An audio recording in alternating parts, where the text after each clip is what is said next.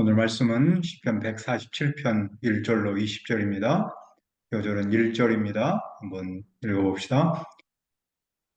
할렐루야, 우리 하나님을 찬양하는 일이 선하며 찬송하는 일이 아름답고 마땅하도다. 말씀의 제목은 찬양하는 일이 선하며입니다. 오늘의 시는 146편부터 시작한 할렐 시편, 즉 하나님을 찬양하라라는 시의 두 번째 부분입니다.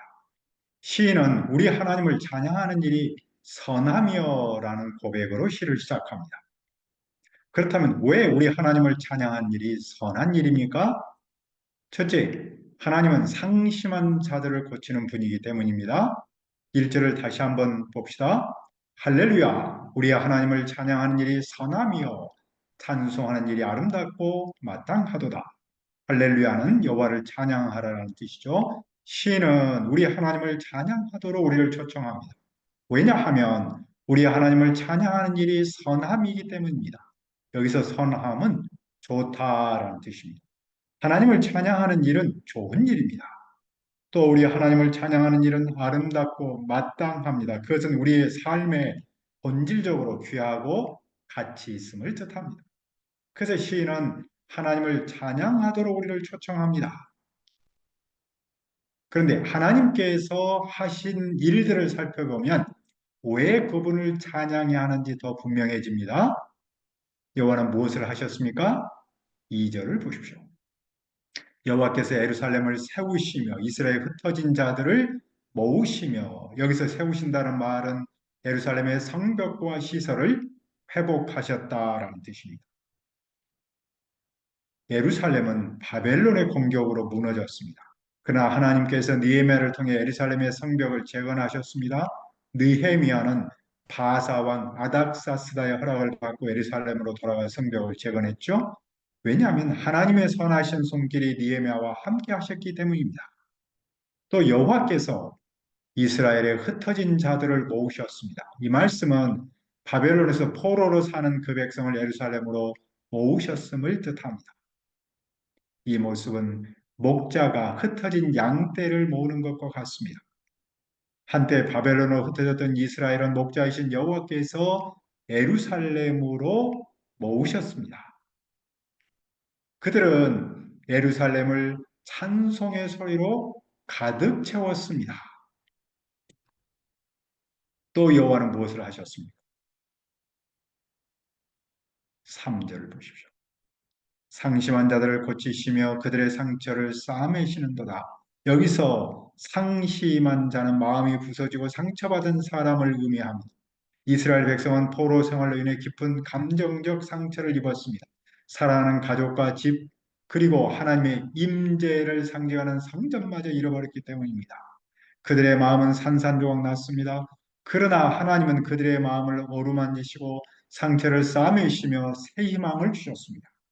그들은 하나님의 치유를 경험한 후 하나님을 찬양하지 않을 수 없었습니다. 그들의 찬양은 단순한 노래가 아니라 치유와 회복의 삶에서 우러나온 간증이었습니다.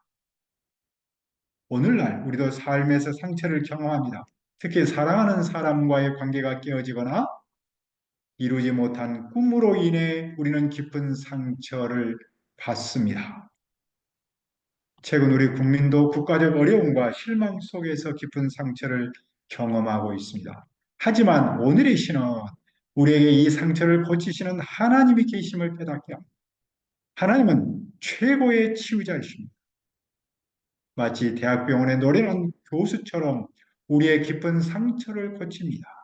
중요한 점은 우리가 아무리 깊은 상처를 가졌더라도 하나님께서 고칠 수 있다는 믿음을 갖는 겁니다. 그리고 그분께 나아가는 겁니다.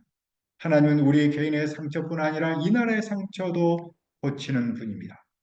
그분은 아무리 어려운 상황에서도 절대로 포기하지 않으시는 최고의 치유 전문가이십니다.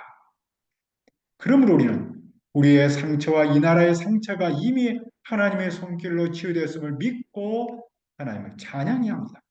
하나님을 찬양하는 일은 그 점에서 얼마나 좋은 일입니까? 또 여호와는 무엇을 정하셨습니까? 4절을 보면 그분은 별들의 수를 세시고 각각의 이름을 부르십니다. 고대 근동에서는 별을 영적 권세나 신으로 여기는 경향이 있었습니다. 그러나 별은 하나님께서 창조하신 피조물에 불과합니다.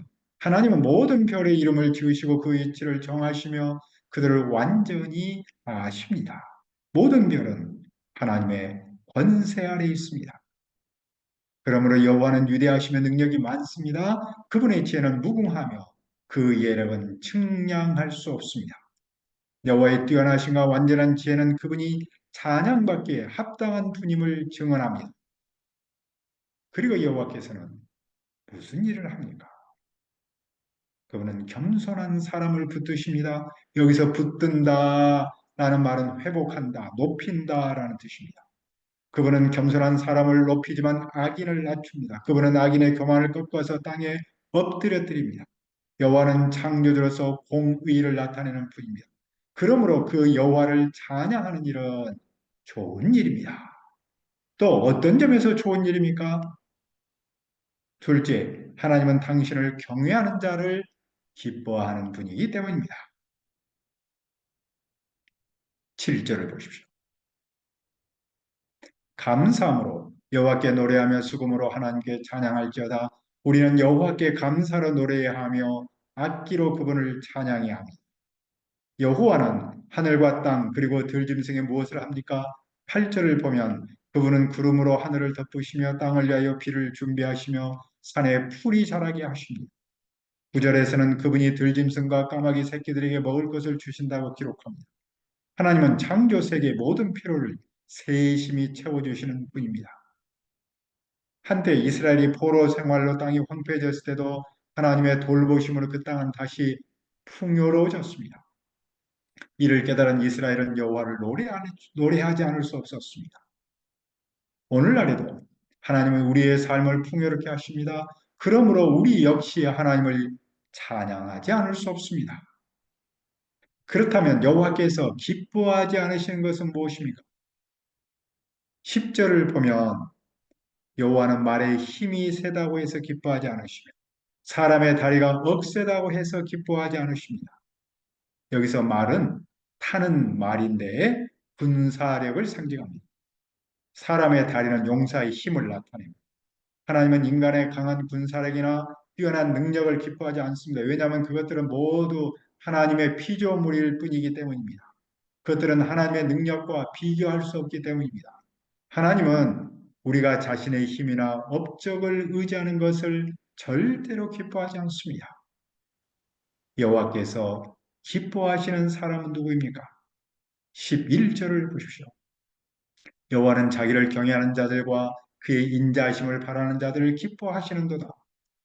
여기서 인자하심은 히브리어로 헤세드, 즉 한결같은 사랑을 의미합니다. 하나님은 자신을 경외하며 그분의 헤세드를 바라는 사람들을 기뻐하십니다. 하나님은 자기 능력을 의지하지 않고 여호와의 사랑을 의지하는 사람을 기뻐합니다. 여호와는 그들을 삶의 현장에서 능력 있게 세워줍니다. 그러므로 오늘 우리도 삶의 현장에서 우리의 능력을 내세우지 말아야 합니다. 그 한계를 인정해야 합니다. 대신 여호와를 경외하며 그분의 헤세드를 의지합니다. 그러면 우리는 삶 속에서 하나님의 능력을 체험하며 승리할 수 있습니다. 그리고 우리는 하나님을 찬양할 수 있습니다. 더 나아가 우리는 그분을 찬양하는 일이 왜 좋은지 세상을 향해 전할 수 있습니다. 그분을 찬양하는 일이 좋은 이유는 또 무엇입니까? 셋째, 하나님은 말씀을 우리에게 보이시는 분이기 때문입니다. 12절을 보십시오. 예루살렘의 여호와를 찬송할지어다 시온에 내 하나님을 찬양할지어다. 여기서 예루살렘과 시온은 여호와께서 계시는 곳이며 여호와께서 다스리는 곳입니다. 그곳에 사는 사람은 여호와를 마땅히 찬양해야 합니다. 왜 예루살렘 여호와를 찬송해야 합니까? 13절은 그 이유를 명확히 설명합니다. 그가 내 빗장을 견고히 하시고 내 가운데 있는 자녀들에게 복을 주셨으며 여호와께서는 예루살렘을 안전하게 지켜주시고 그 안에 사는 아들과 딸들에게 축복을 베푸셨습니다. 아들과 딸은 한 가정의 미래이자 나라의 희망입니다. 하나님은 예루살렘의 현재를 견고히 하시고 미래를 위해 풍요와 번영을 허락하십니다. 또 14절에서는 여호와께서 예루살렘 국경에 평화를 정착시키고 좋은 밀로 백성을 배부르게 하셨습니다. 여호와께서는 시온에 평화와 풍요로움을 주셨기에 그분을 찬송하는 일은 당연히 좋은 일입니다. 하나님은 어떻게 자연을 다스리십니까? 15절을 봅시다. 그의 명령을 땅에 보내시니 그의 말씀이 속히 달리는도다. 하나님의 명령은 효율적이고 즉각적으로 이루어집니다. 하나님의 말씀으로 세상을 창조하실 뿐만 아니라 말씀으로 그 창조 세계를 지금도 계속해서 다스리십니다. 세상은 저절로 돌아가지 않습니다. 창조 세계의 질서는 하나님의 말씀으로 유지되고 작동합니다.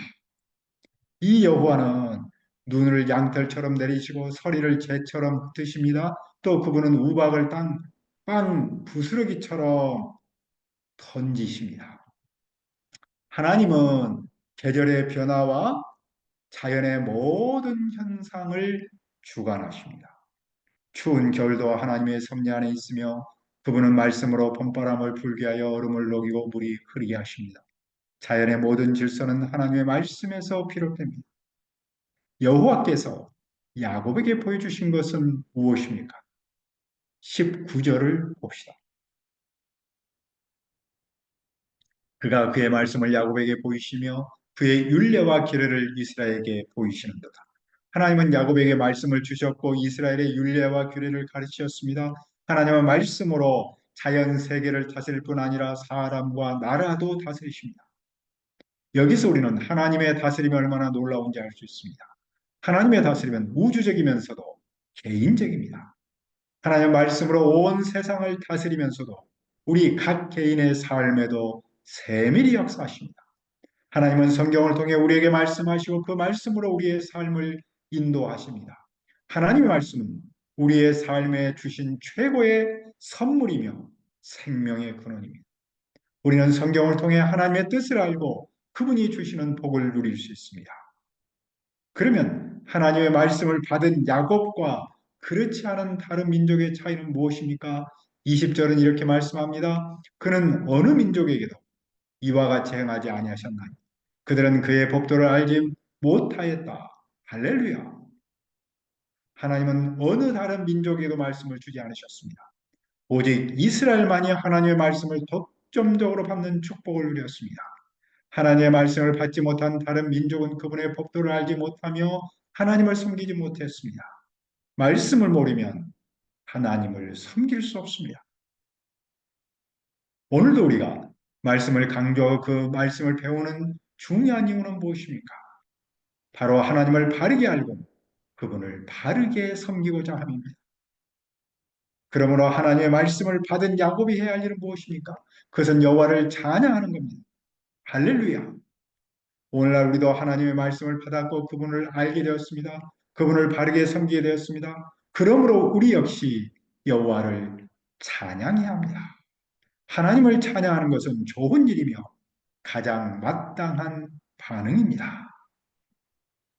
왜 우리가 이 어지러운 세상에서 여호와를 찬양하는 일이 선한 일입니까?